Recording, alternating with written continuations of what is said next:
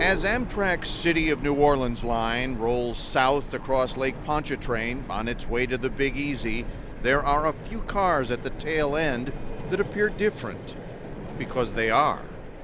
Those brown and orange passenger cars are honest-to-goodness Pullmans, the famous sleepers that generations past rode on trips across the country. There's 4 cars here tonight. This is the club car, there's 2 sleepers, and then there's the dome lounge. If you thought Pullmans were just relics from the past, Ed Ellis would beg to differ. He's the president of the Pullman Sleeping Car Company, and he wants you to know it is very much alive. Was it difficult to recreate it by the book? Everything that you see in the car has some historical precedent. All of the elements are from that era. You can't go back to 1955, but if you could, this has got to be about as close as it was.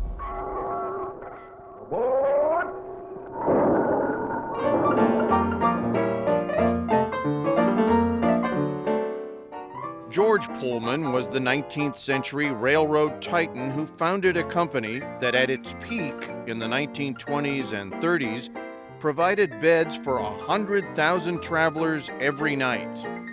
For a century after the first cars rolled out in 1859, Pullman defined first-class rail travel.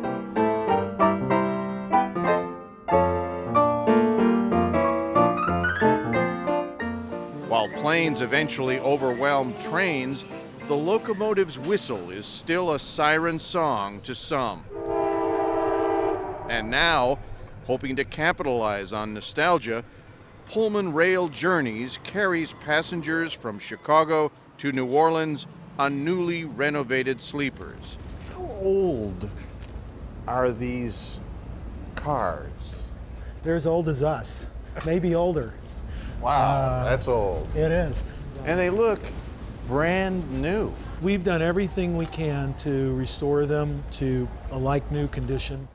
These are cars that had been relegated to obscure museums or rusting rail sidings like the one we visited in Whiteland, Indiana. It's where we met David Duncan, Pullman's second in command and the man in charge of the transformation. Now, David, has anybody ever suggested to you that your interest in trains is a little odd? Oh, I get that all the time, of course. Duncan will soon be shepherding the restoration of this old Pullman called the Golden Mission, from trash heap to treasure. This is the original floor plan. For where we are. For this car, yes. I have a very definite idea about how everything should be put back together. And it's not my idea. It's how do we put back what Pullman did. Now you're old enough and silly enough to actually try it. Foolish enough, I guess. Bold enough. It's all done by the Pullman book. You've managed to recreate the sort of like the time machine. That's exactly what it is. It's a time machine. And we see it as a time machine.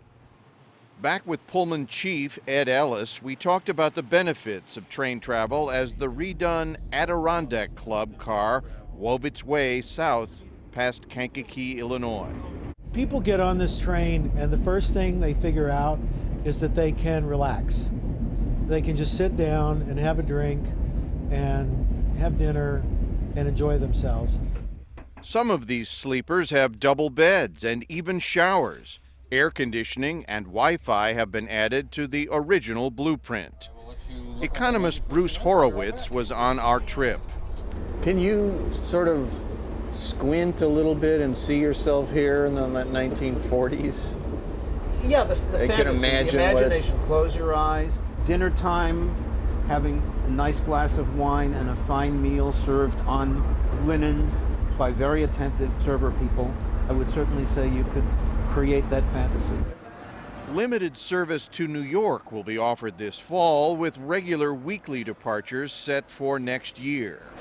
On our trip to New Orleans, Ellis told us he's confident there's a modern-day market for this ride on the rails of history.